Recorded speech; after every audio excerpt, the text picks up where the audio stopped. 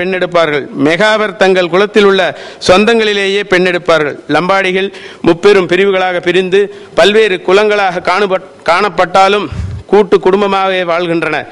இவர்கள் கல்வியும் வேலை வாய்ப்பும். லம்பாடிகளில் கல்வி கற்றவர்கள் மிக குறைவு. லம்பாடி குடியிருப்புகளில் உள்ள மக்கள் வட்டார பேச்சு வழக்குகளை தற்காலத்தில் பேசி வருகின்றனர். பால பருவத்தில் லம்பாடிகள் என சிறுவர்கள் வட்டார வழக்குகளை பேசுவதில்லை. பால பருவம் முடிந்த பின்னரே லம்பாடி சிறுவர்கள் வட்டார மொழியோடு தொடர்பு கொள்கின்றனர்.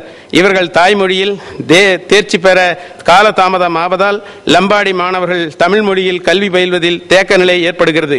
மேலும் இவர்கள் ஆதிக்குடிகளாக கருதாமல் பிற்பட்ட வகுப்பினராக கருதுவதால் இவர்களுக்கு கிடைக்க வேண்டிய அரசு சலுகைகள் கிடைக்காமல் போய்விடுகிறது. சிலர் கல்வி கற்று வட்டாட்சியராக பணிபுரிகின்றனர் என்பது குறிப்பிடத்தக்க ஒன்றாகும். இந்த பதவியை இவர்கள் வகிக்கும் மிக உயர்ந்த பதவியாகும். இவர்களுக்கு கல்வியும் வேலை வாய்ப்பும் எட்டா கனியாகத்தான் உள்ளது. வனமும் நிலமும். லம்பாடிகள் காட்டுவாசிகளாக இருந்தபோது தங்கள் தங்கியிருந்த பகுதியை தங்களுக்கு சொந்தம் என்று சொல்லி வந்தனர். இக்காட்டு பகுதி வனத்துறைக்கு சொந்தமான பகுதி என்று வனத்துறை ஆய்வு மேற்கொண்ட போது அந்த நிலம் இவர்களிடமிருந்து பறிபோயிற்று. அதனால் சொந்த நிலம் வைத்திருப்பவர்களை பலர் குறைந்த விலைக்கு விற்றுவிட்டனர். பயன்பாட்டில் இருந்த நிலங்களையும் கிராம நிர்வாக அலுவலர் உதவியுடன் வேறு ஆட்களுக்கு கிரயம் செய்து கொடுத்துள்ளனர். நிலம் வைத்திருப்பவர்களில் பெரும்பான்மையோர் அரை ஏக்கர் முதல் 3 ஏக்கர் வரை நிலம் வைத்திருக்கின்றனர். 5 முதல் 10 ஏக்கர் வரை நிலம் வைத்திருப்பவர்கள் பெரிய பணக்காரர்களாக கருதப்படுகின்றனர். இவர்களின் நிலமில்லாதவர்கள் எண்ணிக்கை மிக அதிகமாக உள்ளது. இவர்களிடம் மேட்டு நிலமாகவே இருப்பதால் வருமானம் மிக குறைந்து காணப்படுகிறது. இவர்கள் அதிகம் பேர் விவசாய கூலிகளாகவே வாழ்ந்து வருகின்றனர். இவர்கள் காடுகளில் விறகு வெட்டியும் இவர்களுடைய தொழிலை நடத்தி வருகின்றனர். லம்பாடிகள் மொத்தத்தில் பொருளாதாரத்தில் அடித்தளத்திலேயே வாழ்கின்றனர். உணவும் உற்பத்தியும். இவர்களுடைய மிக முக்கியமான உணவு கேழ்வரகாகும். கேழ்வரகினால் ரொட்டி செய்து உண்கின்றனர். இந்த ரொட்டி மிகவும் பெரியதாகவும் மிருதுவானதாகவும் சுவையாகவும் இருக்கும். கேழ்வரகு களி செய்து உண்ணும் வழக்கம் இவர்களிடையே உண்டு. மாவு உணவை அனைவரும் விரும்பி உண்பர். காய்கள் அனைத்தையும் உண்பார்கள். தற்சமயம் இவர்கள் காய் சோறும் உண்கிறார்கள், அதாவது வெஜிடபிள் பிரியாணி. இவர்கள் குறைந்த அளவு நிலம் உள்ளவர்களாக உள்ளதாலும் நிலமற்றவர்கள் அதிகமாக இருப்பதாலும் இவர்களுக்கு தேவையான அளவிற்கே உணவு உற்பத்தி செய்ய முடிகிறது. சந்தைகளில் விற்கவோ வியாபாரம் செய்யவோ போதுமான விளைச்சல் இல்லை. எந்த ஒரு பொருளை பகிர்ந்து கொள்வதிலும் தீர்மானங்கள் எடுப்பதிலும் இவர்களிடையே சமத்துவம் காணப்படுகிறது. எங்கு சென்றாலும் இவர்கள் அனைவரும் ஒன்றாக சென்று ஒன்றாக திரும்புவர் என்பது இவர்களுடைய வழக்கம். பச்சை சடங்கு. மகப்பேறு பெரும்பாலும் மணமகன் வீட்டிலேயே நடைபெறுகிறது.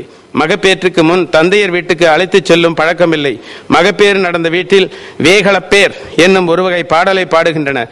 குழந்தை பிறந்து 3ஆம் நாள் தீட்டு கழித்து வீட்டுக்கு அழைக்கும் போது சலவோ தேக்கோ என்னும் சடங்கு நடைபெறும். இச்சடங்கின் போது வீட்டில் சிறிய குழி பறித்து கேழ்வரகு மாவு, சாணம், நெருப்பு, அரிசி ஆகியவற்றை வைத்து அதன் அருகில் பித்தளையால் செய்யப்பட்ட 2 சொம்பு நீரை வைப்பார்கள். பிள்ளை பெற்றவர்கள் அந்த சொம்பை எடுத்துக்கொண்டு அரிசியை சிதறிக்கொண்டே வீட்டினுள் செல்வார்கள். இத்துடன் சலவோ தேக்கோ என்னும் நிகழ்ச்சி நிறைவு பெறும். பூப்புச் சடங்கு. பூப்புச் சடங்கு 9 நாட்கள் தனி குடிசையில் இருக்க வேண்டும் பெண்கள். 9ஆம் நாள் 3 வகை வீட்டுக்கு அழைத்து செல்வர். பெண்கள் சடங்கு செய்வார்கள்.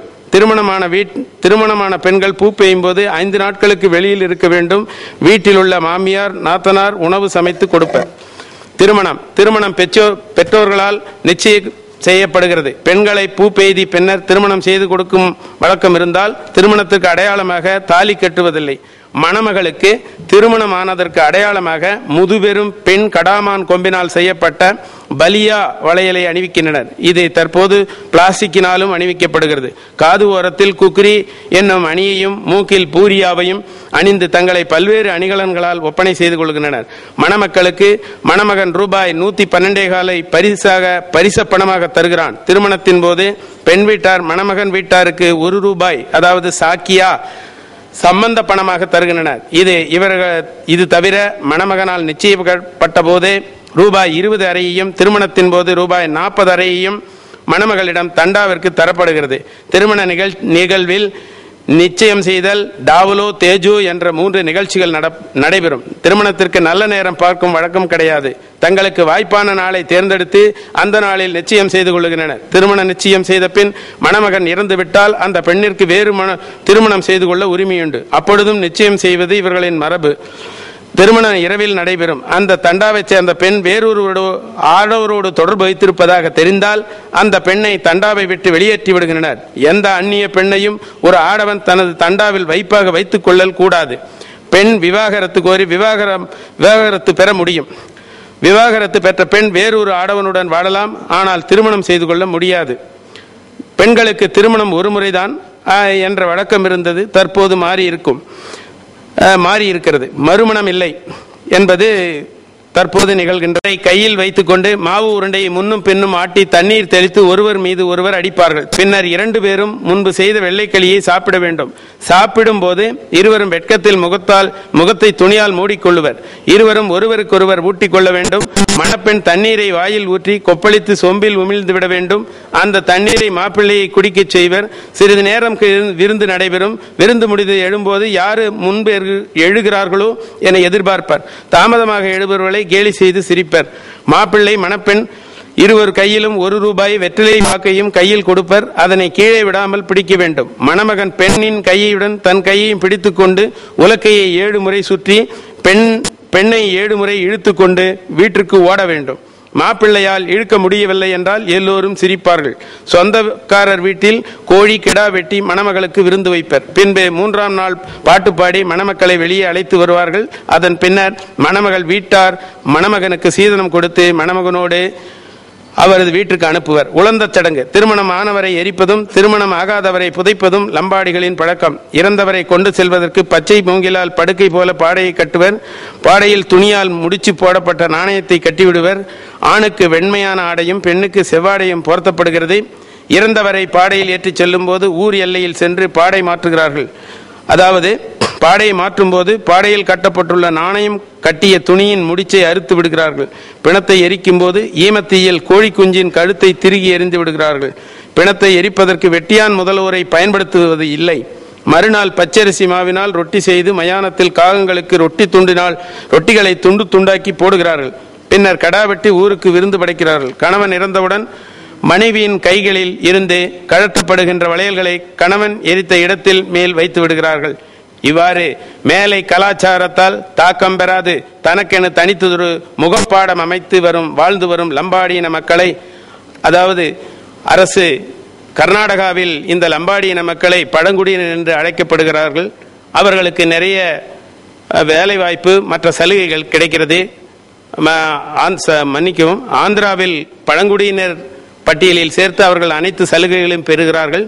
ஆனால் கர்நாடகாவில் அவர்களை ஷெட்யூல் காஸ்ட், அதாவது எஸ்சி என்ற பட்டியலில் இடப்பட்டு அவர்கள் அதே போன்ற சலுகைகளை பெற்று வருகிறார்கள்.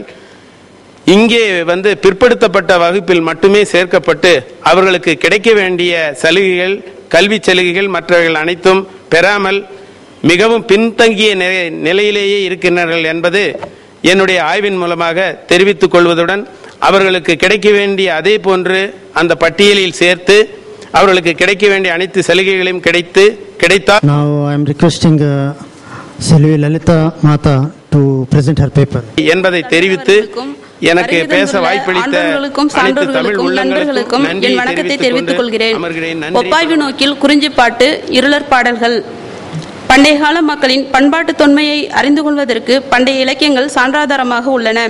அவற்றில் குறிஞ்சிப்பாட்டு என்பது மக்களின் இனக்குழு வாழ்க்கை முறையை பறைசாற்றுகிறது. பண்டைய கால தமிழ் சமூக பண்பாடு குறிஞ்சி நில பகுதியில் இருந்து தோன்றியது என்பது அறிஞர்களின் கருத்தாக உள்ளது. அதற்கு சான்றாக குறிஞ்சி நிலம் ஏனைய நிலங்களுக்கு தாயகம் என்று